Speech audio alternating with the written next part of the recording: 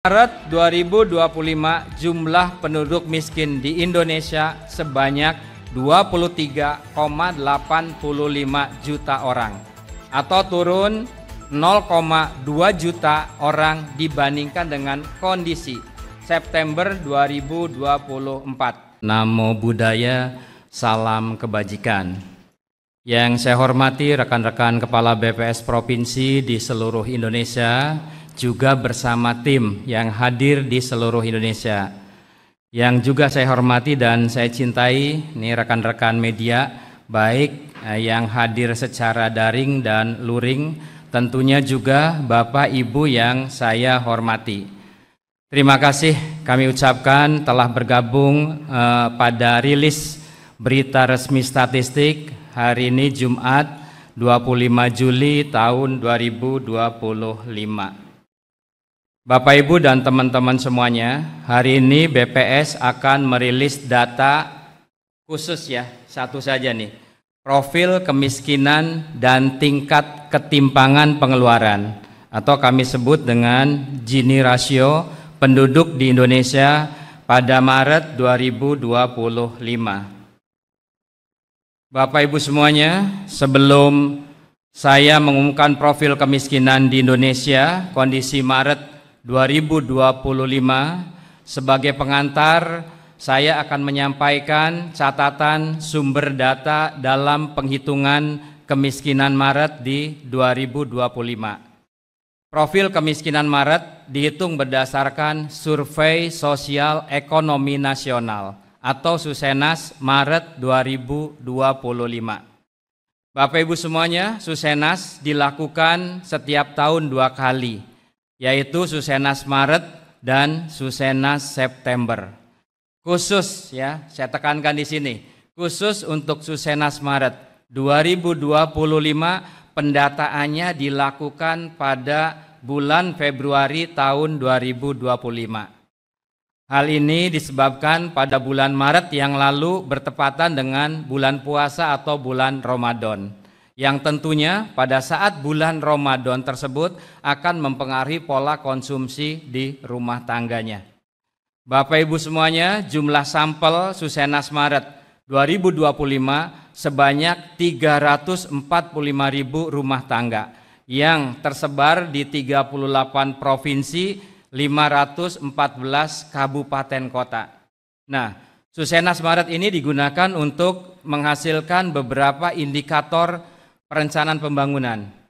Salah satunya indikator penting dalam sasaran visi nasional RPJP 2025 sampai dengan 2029 yang dihasilkan oleh Susenas, yaitu kemiskinan ekstrim, Gini rasio, dan juga mendukung dalam penghitungan indeks modal manusia atau IMM. Teman-teman media, berikut saya akan menyampaikan catatan kondisi sosial ekonomi Indonesia di tahun 2025. Yang pertama, kita sudah mengetahui bersama bahwa ekonomi Indonesia masih tumbuh 4,87% pada triwulan 1 2025 dibandingkan dengan triwulan 1 2024 atau secara year on year. Kemudian yang kedua, pengeluaran konsumsi rumah tangga yang merupakan salah satu bagian komponen penting dalam penghitungan PDB ya. Ini juga sebagai pendorong utama dalam pertumbuhan ekonomi juga mengalami peningkatan. Triwulan 1 2025 pengeluaran konsumsi rumah tangga naik sebesar 2,21% dibandingkan dengan triwulan 3 pada tahun 2024 yang lalu. Demikian juga jika dibandingkan dengan triwulan 1 pada 2024 atau year on year, pengeluaran konsumsi rumah tangga tumbuh 4,89%.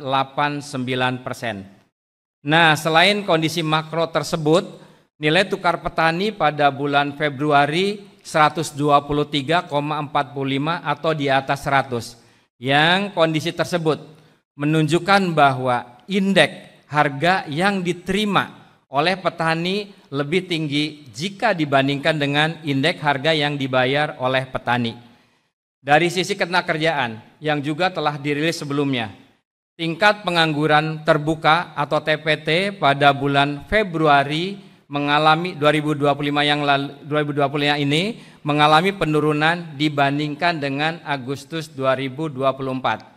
Nah, kalau kita lihat kota dengan desanya, penurunan TPT lebih cepat di wilayah pedesaan dibandingkan dengan wilayah perkotaan.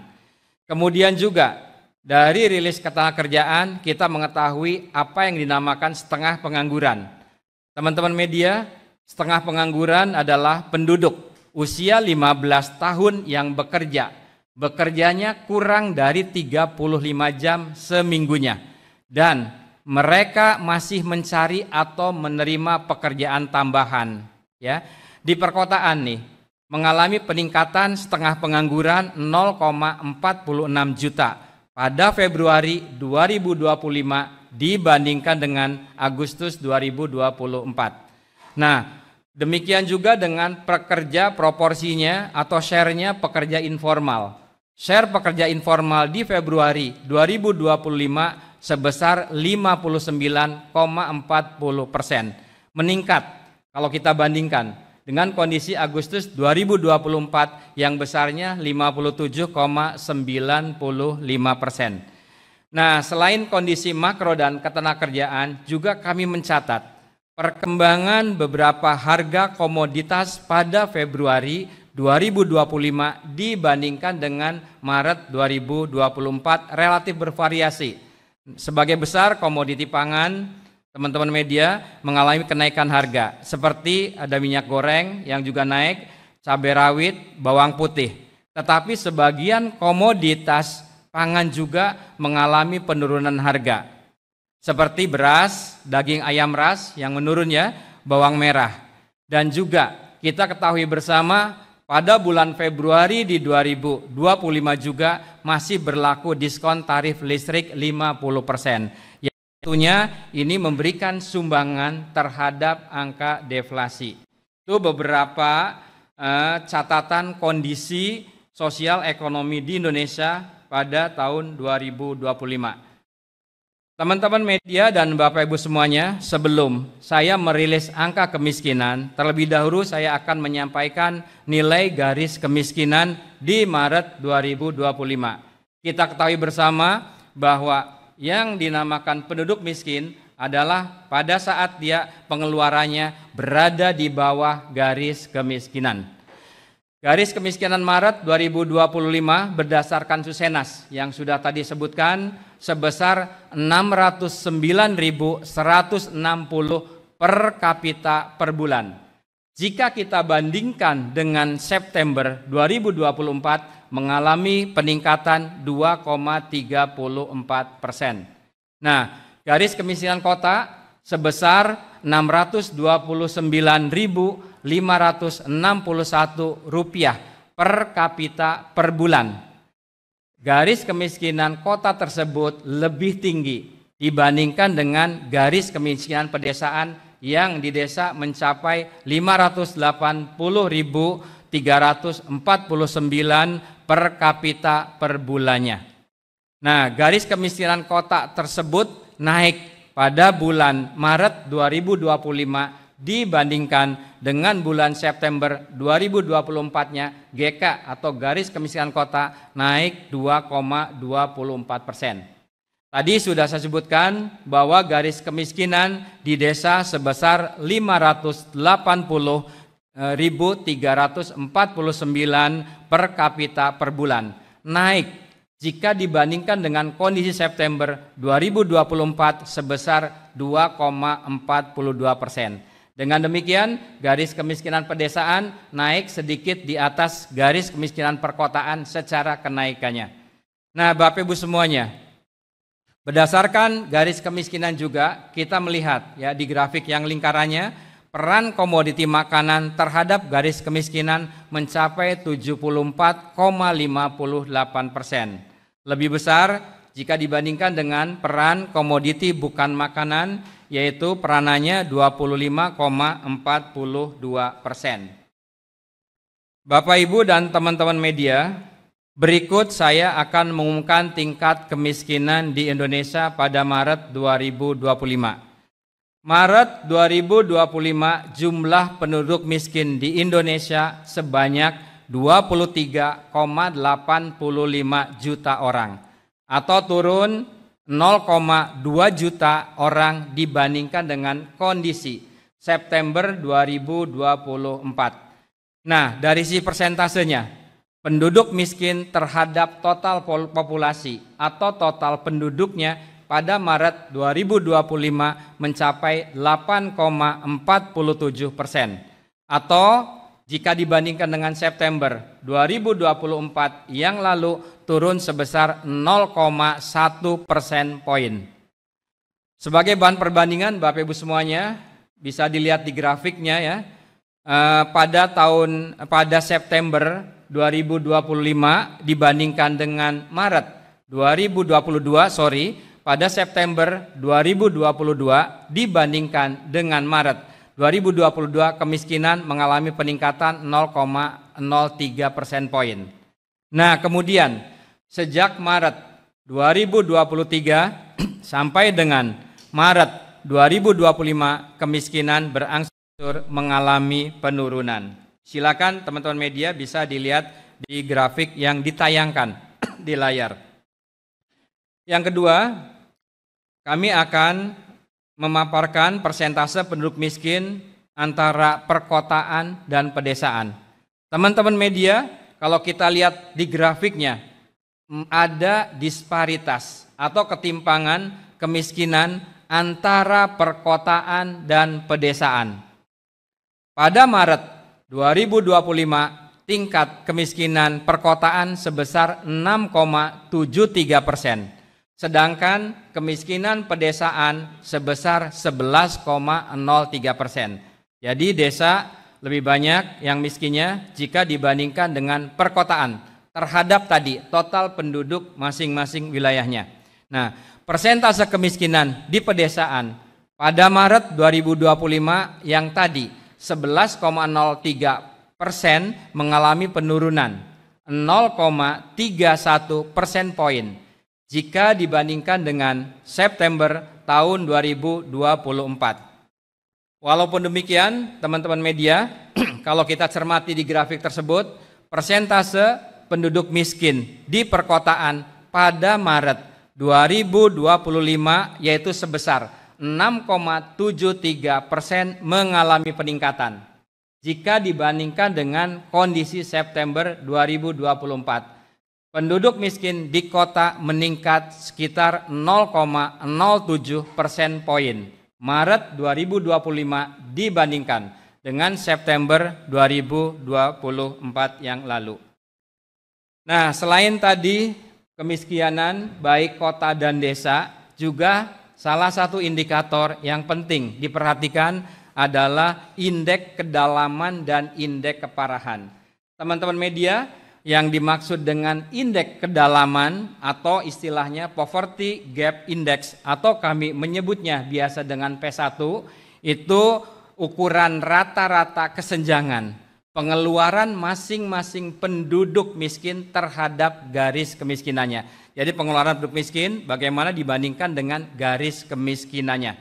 Karena itu semakin tinggi nilai indeks kedalaman maka semakin jauh rata-rata pengeluaran penduduk dari garis kemiskinannya. Yang pertama.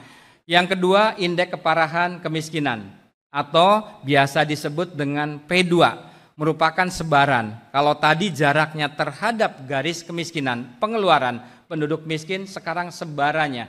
Sebaran pengeluaran penduduk antara penduduk miskin tersebut. Bagaimana sebarannya? Apakah dia itu semakin melebar ataukah semakin bagus atau mengecil.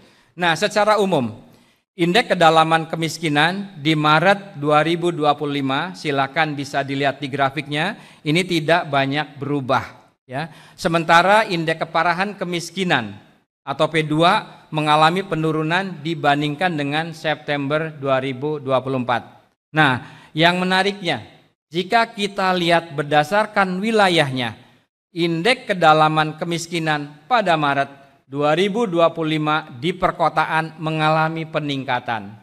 Jadi jaraknya terhadap garis kemiskinan, pengeluaran kemiskinan itu semakin mengalami agak jauh meningkat. Nah, sedangkan di pedesaan itu mengalami penurunan. Silakan angkanya teman-teman media bisa dilihat di grafik yang saya tayangkan. Kemudian bagaimana indeks keparahannya? Ternyata pola indeks keparahan sama, ya. Pada kondisi Maret 2025 indeks keparahan di perkotaan juga mengalami peningkatan, ya, tetapi untuk pedesaannya sama mengalami penurunan. Itu dari sisi indeks kedalaman dan juga indeks keparahan. Nah, pada bagian ini juga kami akan menampilkan kemiskinan menurut pulaunya. Teman-teman media dan Bapak Ibu semuanya, jumlah penduduk miskin masih terkonsentrasi di Pulau Jawa, yaitu sebanyak 12,56 juta penduduk miskin berada di Pulau Jawa, atau kontribusinya sekitar 52,66% terhadap total jumlah penduduk miskin nasional.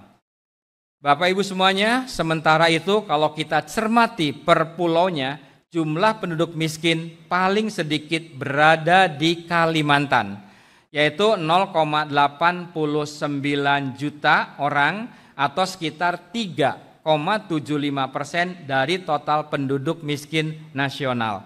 Nah, jika dibandingkan antara September 2024, antara Maret 2025 dengan September 2024, hampir seluruh pulau mengalami penurunan jumlah dan persentase penduduk miskinnya. Penurunan paling besar terjadi di Bali dan Nusa Tenggara, yaitu pada Maret 2025 menurun 0,22 persen poin dibandingkan dengan September 2024. Nah, kecuali di Maluku dan Papua yang persentase dan jumlah kemiskinannya mengalami peningkatan. Nanti secara rinci teman-teman provinsi akan merilis angka di provinsi masing-masing. Nah, teman-teman media, selanjutnya ada hal yang baru dirilis ya pada hari ini, yaitu kemiskinan ekstrim.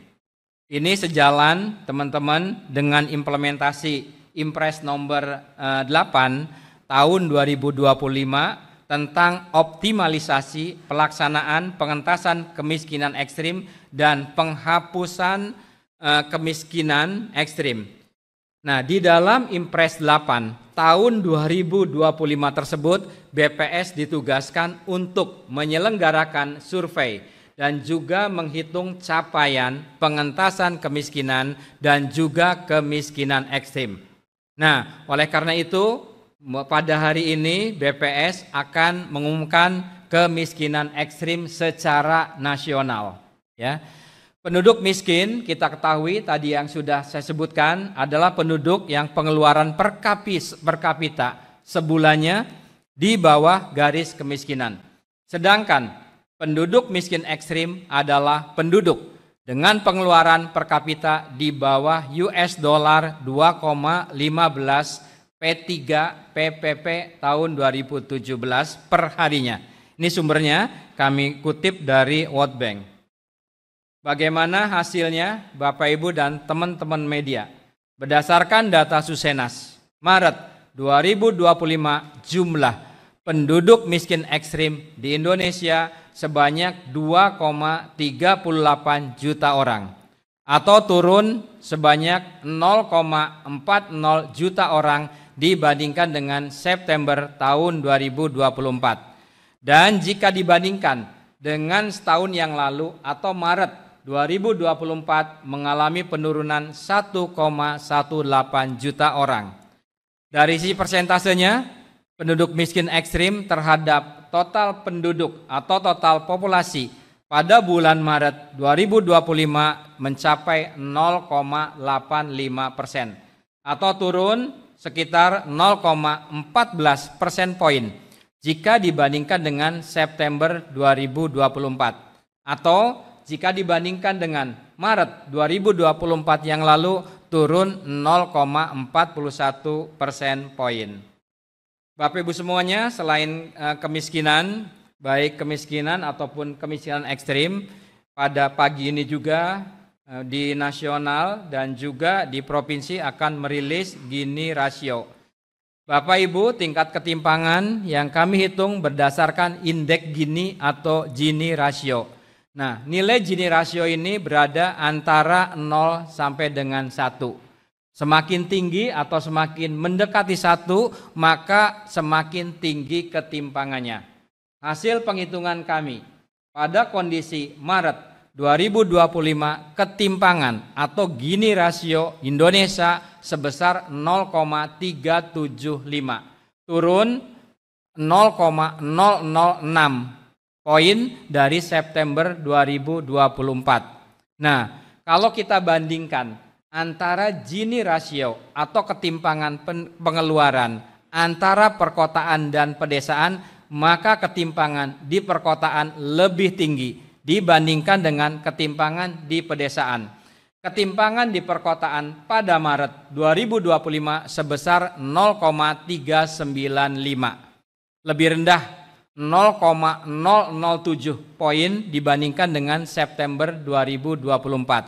Sementara itu ketimpangan di pedesaan pada kondisi Maret 2025 sebesar 0,299. Saya katakan ketimpangan kota lebih tinggi dibandingkan tadi ketimpangan desa, yang di desa hanya 0,299 ya. Lebih rendah juga di desa jika dibandingkan dengan September 2024, yaitu lebih rendah 0,009 poin. Demikian ya Bapak Ibu semuanya, pada pagi ini kami merilis 2 indikator ya, kemiskinan dan ketimpangan. Nah, rangkuman yang tadi sudah saya bacakan, yang sudah saya uraikan di list tersebut ada beberapa poin. Yang pertama, tingkat kemiskinan sebesar 8,47%. Dengan jumlah penduduk miskin pada Maret 2025 mencapai 23,85 juta orang. Tingkat kemiskinan di pedesaan 11,03%, lebih tinggi dibandingkan dengan tingkat kemiskinan di perkotaan, yaitu di perkotaan pada Maret 2025 kemiskinannya 6,73%. Tingkat kemiskinan ekstrim ya, Maret 2025 sebesar 0,85% dengan jumlah penduduk yang miskin ekstrimnya 2,38 juta. Yang berikutnya, yang terakhir, yaitu ketimpangan pengeluaran yang kami ukur dengan Gini rasio atau indeks Gini. Tercatat sebesar 0,375. Turun 0,006 poin dibandingkan dengan September tahun 2024. Ketimpangan di wilayah perkotaan lebih tinggi dibandingkan dengan di wilayah pedesaan. Jadi tadi teman-teman media ya, kemiskinan di pedesaan lebih tinggi dibandingkan dengan perkotaan, sedang ketimpangannya di wilayah perkotaan lebih tinggi dibandingkan dengan wilayah pedesaan. Demikian rilis berita resmi statistik pada hari ini 25 Juli 2025. Terima kasih atas perhatian Bapak Ibu dan juga sahabat kami, teman-teman media. Saya berharap untuk Kepala BPS Provinsi silakan untuk melanjutkan rilis di wilayahnya masing-masing.